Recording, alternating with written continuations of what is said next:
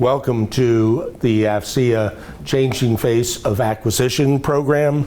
I'm Mark Amtower. Today's session is going to be on building a subject matter expert platform, and I will explain how that fits in to the acquisition process. What is a subject matter expert? Wikipedia has its own definition, a person who is an authority in a particular area or topic. The Office of Personnel and Management has a definition. Subject matter, or SME, is a person with a bona fide expert knowledge about what it takes to do a particular job. However, mine is somewhat more, it's a little broader. So it's a professional who specializes on a particular subject, learns everything they can about that subject, stays current on that subject, writes and speaks about that subject, finds others, and this is key, finds others with similar interests to learn and share more, and who understands that being a SME is a gift that one should share. So, and share it with your clients, share it with the market that you serve.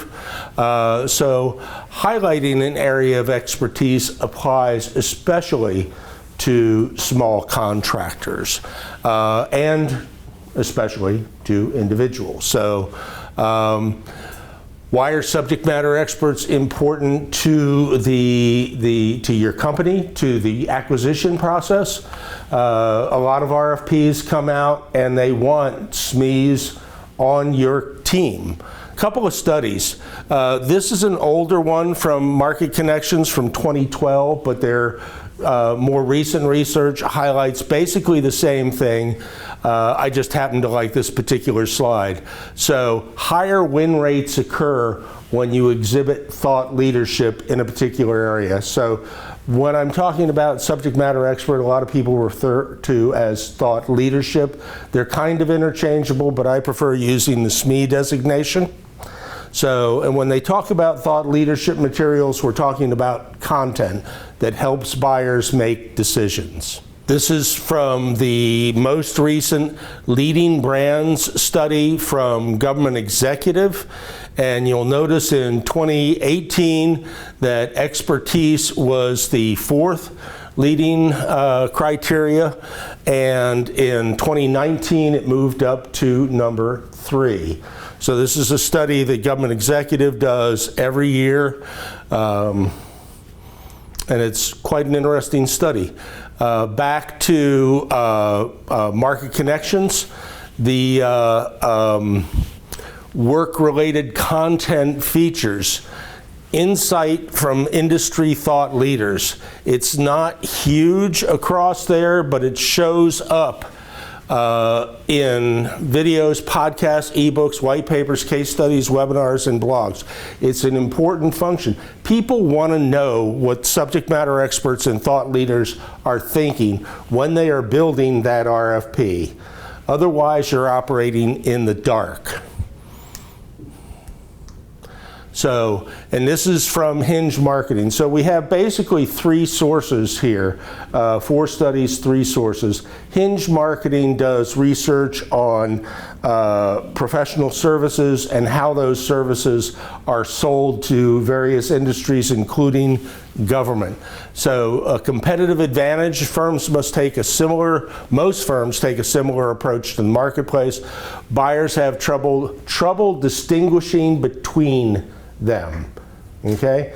If your company is out there advertising itself as an IT generalist, i.e. you have 15 different areas of expertise on your website and you've got 7 employees, there's a credibility gap here, okay?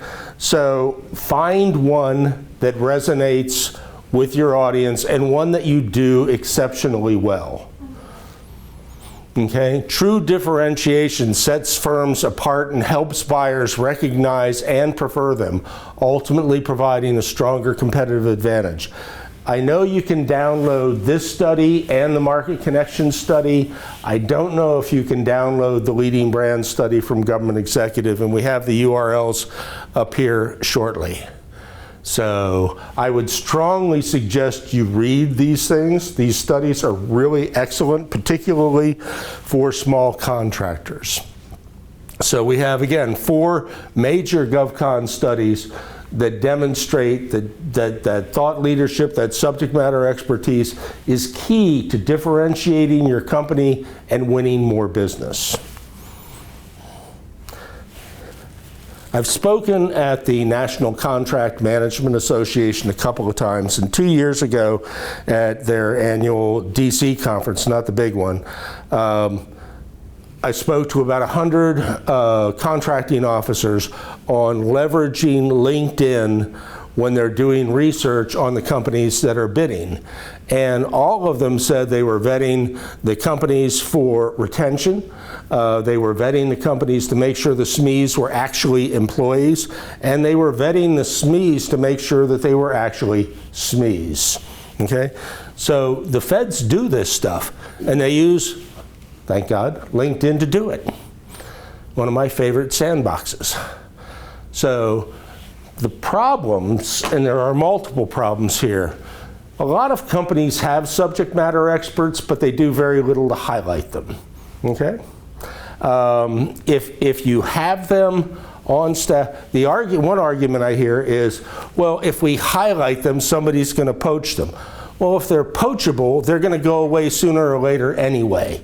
But if you don't highlight them, then the buyers are not going to think they're real. So their credentials have to be demonstrable in the places where they're going to be vetted. So that's your company website and that's LinkedIn. Those are the 2 primary vetting tools that most people are using right now. Many companies specialize in particular agencies or technologies, but do little to emphasize that. So what I mean by this is if you focus on a particular agency, technically, you can be a subject matter expert about doing business with that agency. You know the personnel, you know the budget cycle, you know the preferred contracts, you know the pain points, and you combine these things together, and you're a SME on that agency in the technology or the services that you provide. They know this, you know this. But if you're only operating in one office within that agency, all of a sudden now you can be very attractive to the offices down the hall. So you can expand your footprint at those agencies. Some smaller, this is my favorite. I had some slides in here that I was going to show of smalls that they have 7 employees and 20 areas of expertise. So you feel compelled to do this. Why do you feel compelled to do this? Well, if we don't say we do all these things, they're going to overlook us. Wrong answer. If you say you do all those things and they look at your company profile on LinkedIn and see that there's 7 people and they're divvying up 20, you've got almost 3 areas of expertise per employee. That's pretty darn good. And not believable at all. So, becoming a SME is not for the timid or the lazy. Okay? My definition of a SME. It takes a lot. If you think graduate school was hard, you ain't seen nothing yet. So areas of focus for subject matter experts, and again, this is tip of the iceberg too. A technical specialty in information technologies, aeronautics, information assurance, IT governance, so you're getting more into the security aspect. Product specialty. There's a company in Rockville, and I wish I could remember their name, but they specialize in storage technology, both online and physical storage activity. And they have a wonderful blog and a great newsletter that talks about all of the things that you can do. Not about their products, but things that you can and should be doing. Okay? They're not selling, they're putting out content that can help you do your job better, faster, easier. Library supplies. There's a company called Demco, D-E-M-C-O. Look them up, demco.com. This is the most informationally robust product company that I've ever seen. They help Local libraries plan out their space. They do the trends. They have a blog where librarians share their experiences doing certain things. Just tons and tons of stuff. They have a YouTube page that has about 250 or so videos, one of which is, it's really boring as hell. But it gets views because it's about a process in a library that's extraordinarily mundane, using that tape that you've seen on books, okay, to make books last longer, right? It's only about a 4-minute video, and it's probably only had maybe 1,500 views. But everybody who's viewed that is probably a librarian who is tasked with prolonging the life of these books. So any type of information you need about running a library, you're going to find on the Demco website. They are dominant in their category. Mobile computing, much hotter a few years ago, still obviously with it because we all have mobile devices, probably multiple mobile devices. Business processes, there's tons of those. A service specialty, facility security, window washing. Is window washing a subject matter expert position? There was a kid in graduate school several years ago, I wish I'd saved this article. He started paying for graduate school by washing commercial buildings' windows. He got so good at it, his friends asked him how he did it. He started a YouTube page and he started a small business selling supplies so you could set up your own window washing company. He provided the videos to show you how to do it. He paid for graduate school the first 6 months after he opened this business. He was knocking down $250,000 a year selling window washing supplies in a kit. That's pretty darn cool. But it is a specialized area, and this guy was good at it. I'd never seen anything quite like that. Business verticals, transportation, communications, marketing, finance, so there's a lot of areas. Not to mention, go back to the example before. If you're a specialist in an agency in technology or business processes, you know the agency, you know their pain points, you know their buying cycle, you know their preferred contractual vehicles. You are a subject matter expert in doing business with that agency. There's LinkedIn profiles out there. My friend Vinny Goldsmith, who now works for Northrop, he's done nothing but CMS for the last 17, 18 years.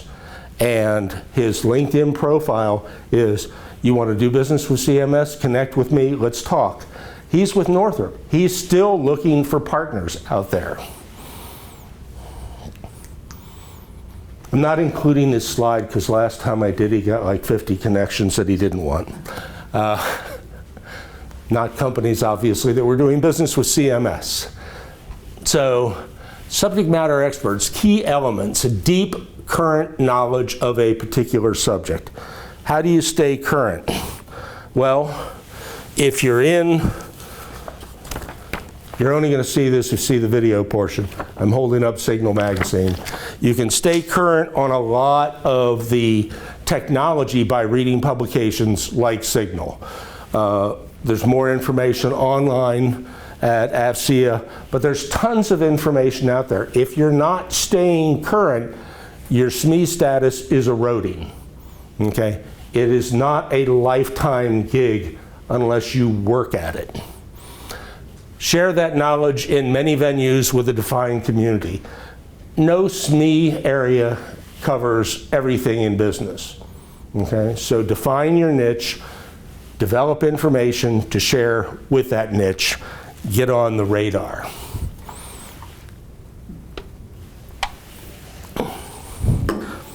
This is one from Hinge, making a complex subject understandable. So a lot of the areas of subject matter expertise, my friend Dave Peterson, for instance, readiness-based sparing expert, part of the supply chain, very esoteric part of the supply chain. So, but he can make it understandable for virtually anybody. Okay, so you've got to take that complex subject and bring it down to a level where people understand. So when you're sharing content, this is important because people at this strata in the executive office don't need to know the technical stuff, but they need to know the direction it's going and what it accomplishes. Okay, down here, the people who actually do the frontline activity, they'll want to know the nuts and bolts. Okay, so two different types of content. But you have to make it understandable. SMEs are sought out by media, particularly for their areas of expertise, if they're known. Okay, so that visibility factor is very important there. I believe that live networking, being seen in public, interacting with the community that you serve is very much a part of this. More key elements. Sought for speaking engagements. No event producer is going to accept a call from somebody saying, hey, I should speak at your next event. What are you talking about? Well, what do you need? No, you've got to be known. You've got to be able to speak. So more likely to be on any recommendation list. Most companies with visible SMEs are going to be not only memorable, but they'll be recommended. Somebody in the procurement process is going to say, oh, I read this stuff by this company over here, let's take a look at them. There's nothing that beats that kind of recommendation. So preferably they enjoy what they do and let it show. There's nothing worse than a thought leader or subject matter expert that speaks in a monotone and has no enthusiasm for the topic. You know, even if they know everything there is to know, you're going to nod off in about 2 minutes. And if it's a webinar, you'll vacate. So easily found on online searches, write frequently. Sometimes may have published a book. That's not a must. But writing is, because a lot of people digest information the old-fashioned way. They actually read. So, and accessibility. So if you're the guru on the mountaintop and you got to go through the long process to get there, nobody's going to do it. So be accessible. Steps to building the platform. Know what you do well. What's your strengths? That's not a tough question. Determine and define your market and your niche position. Nobody starts at the top, and no single person occupies the top. Usually it's a strata of people at the top, people or companies. Identify your competitors and find ways to differentiate from those competitors. Build your content library. Your content library consists of stuff that you produce and stuff that you find other people's stuff. You can share other people's stuff, and I encourage you to do so, especially if you're a company, as long as it's not highlighting a competitor. Okay? When you share other people's stuff, it's important to curate the content and emphasize what's good about it, what's maybe questionable about it, or perhaps some things they overlooked. So there's a lot of ways to use that content, but if you're the one sharing it, you're obviously a student of the market, of that niche. So building key relationships, and that includes relationships with other subject matter experts. There is nothing that I enjoy more than sitting down with marketing people and brainstorming. Online networking, also a must. Live networking, definitely a must. You've got to pick, for the live networking and the online networking, the venues that are best going to serve you. So LinkedIn obviously is great for business to business, but there's a lot of different communities on LinkedIn, and building your network on LinkedIn of people who need to know who you are, need the information that you're going to share with them, is key. Peripheral people, no, you want a tight network, okay? So when you're picking a venue to go out live, you apply the same criteria. Are the right people going to be there? Do you have something to say to them? Even if it's just a cocktail hour kind of thing, somebody's going to ask you something about what you do. Have something in mind, willing to share, and maybe it'll go to another level. Determine the best venues to share. That would be your content. So you have LinkedIn, you have your website, you can try to build relationships with the media, get your articles published there. A lot of the media out there will help you promote your white papers, they'll help you develop your white papers. There's a lot of ways to go there, but if you develop information, you've got to share it. Otherwise, it's worthless. People are not going to go to your website of their own volition, dig down into the resources to find that white paper that you produced 6 months ago. No, get it out there, share it, find ways to get the word out. Engage with your audience.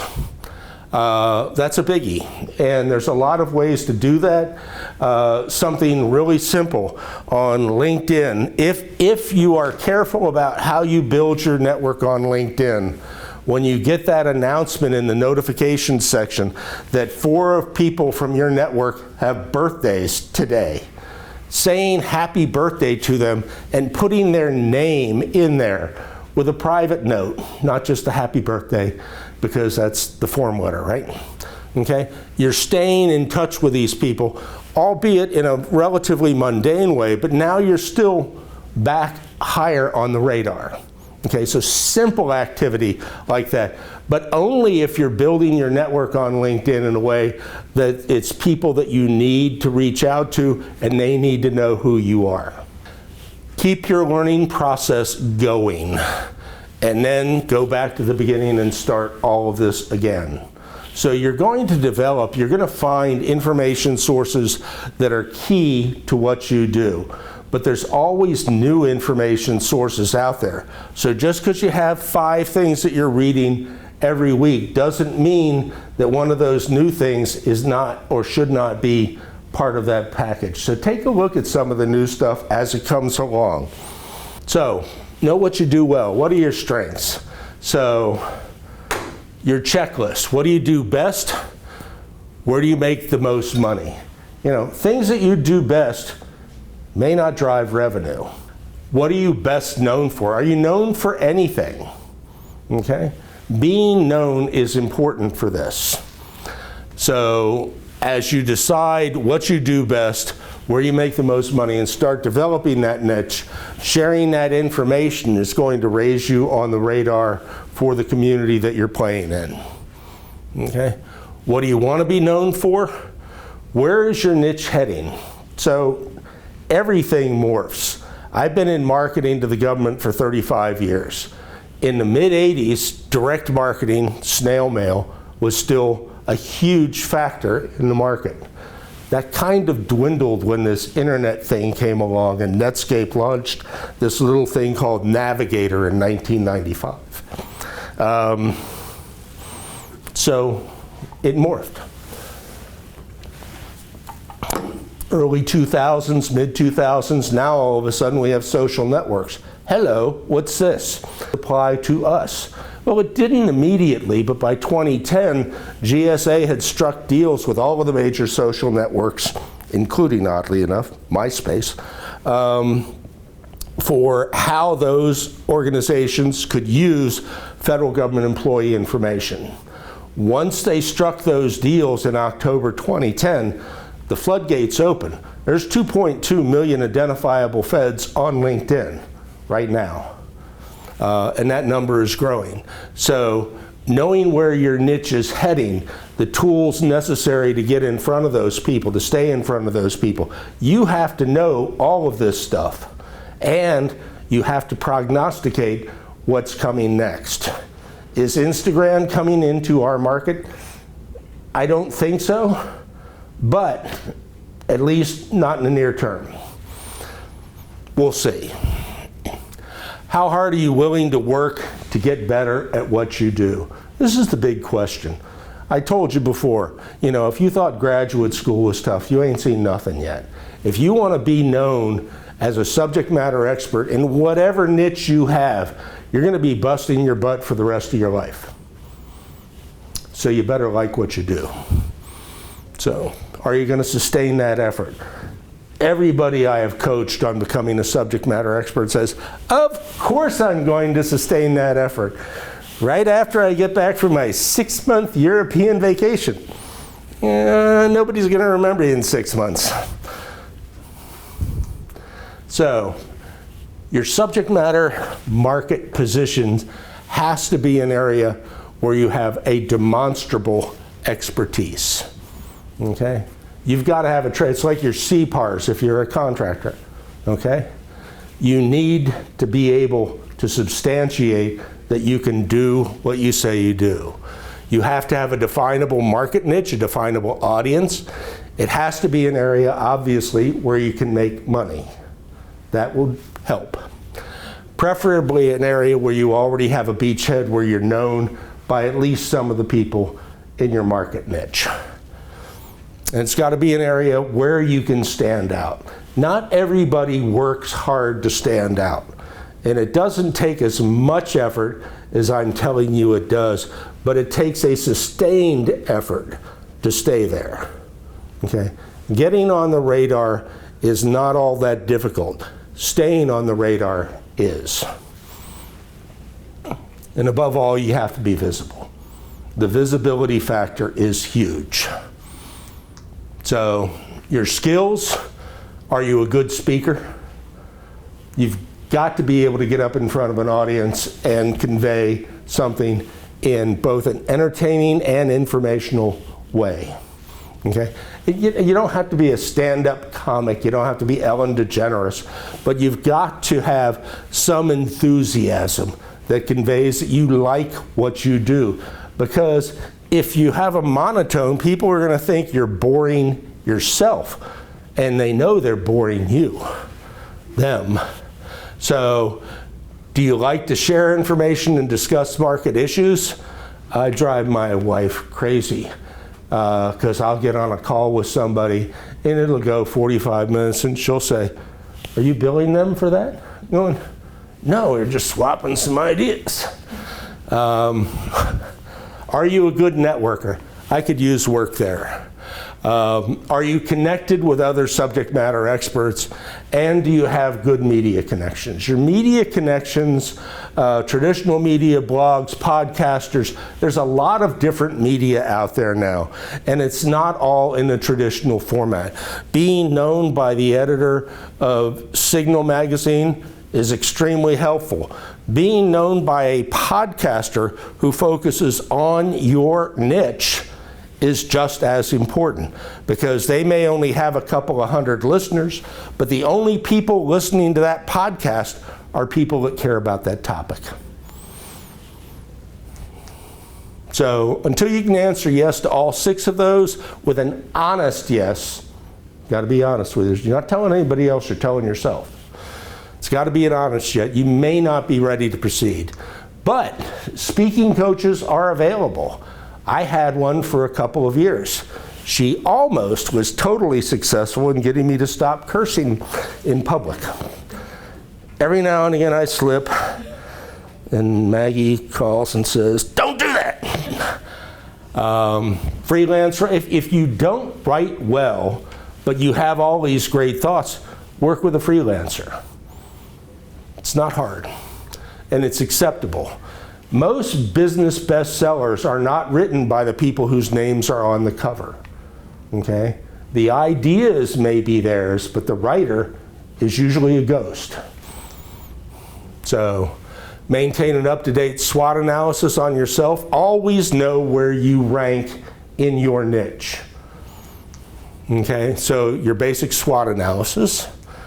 And for us, market knowledge, number of recent speaking gigs, articles published, high name recognition within the niche. You have to be able to Do a lot of check marks there. Are you developing opportunities? Are you getting better relationships with the agencies you serve or the companies that you work with? Are you broadening the network there? Are there other publications that need to know who you are? Publications or media outlets. I shouldn't limit it to publications. So your weaknesses, if you have less time to keep up with market trends, you're going to have to find more time in your day. Okay? Threats, you know, all markets mature and subdivide. So if you're stuck in the old niche and there's now 4 subsets, you may have to migrate. Okay? Sooner or later, it's going to be necessary. And there may be more people, you know, the more attention you bring to an issue, the more competitors you're going to develop. So what can make you stand out or stand apart from your competition? Do you own the intellectual real estate necessary to claim a spot in that area, first and foremost? Okay? Are the ideas yours or are they borrowed? It's okay to borrow other people's ideas. Just do it with attribution. Because if you don't do it with attribution and word gets out that you're just lifting stuff from other people, you're pretty much dead in the water. Okay? But using other people's ideas, building on other people's ideas is perfectly acceptable.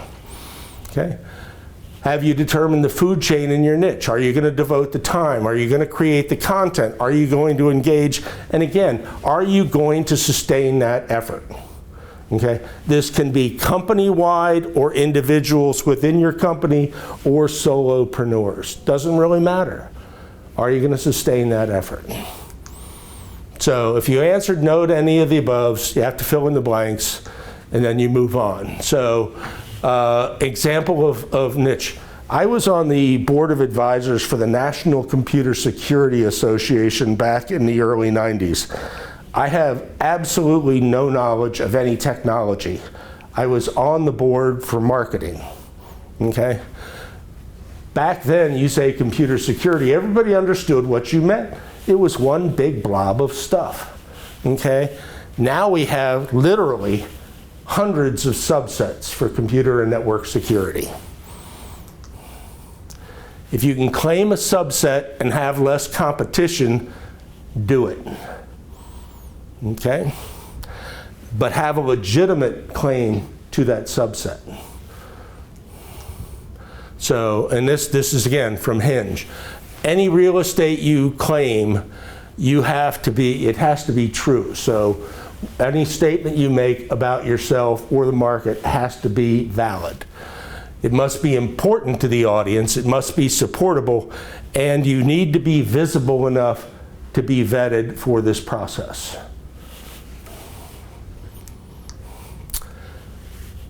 Many companies just don't do much when it comes to differentiation, either on their website or through social media. So Sword and Shield got on my radar about 3 years ago when Bloomberg government did a study on CDM, continuing diagnostics and mitigation. And they did a study that ran from 2011 to 2016, and they tracked $1 billion worth of sales through a half a dozen or so contracts. And they listed the contracts and they listed the suppliers. Sword and Shield was number 1. Sword and Shield is a small company in Tennessee, leveraging soup, which was also number 1. But they were competing against Booz, against SAIC, and other biggies. Okay?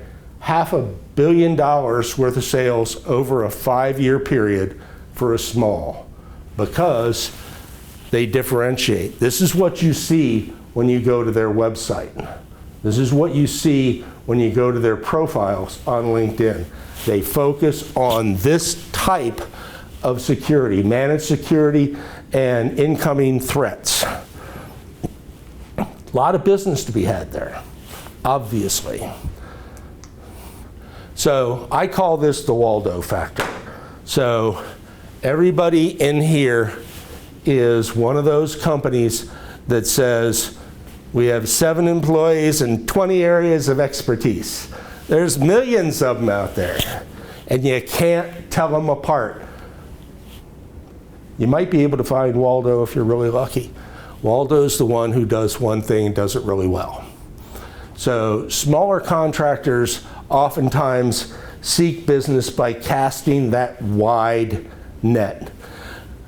Their intent is to attract clients by, you have every NAICS code, you have a primary NAICS code, but underneath that you got like 40 other NAICS codes that you operate in. Wrong answer, okay? It's not the breadth, it's the depth. So in reality, when you're casting the wide net, you end up looking like 80+% of the market. People who don't distinguish themselves, don't stand out, they're in that crowd in the Waldo cartoon, and you aren't even bothering to look at them.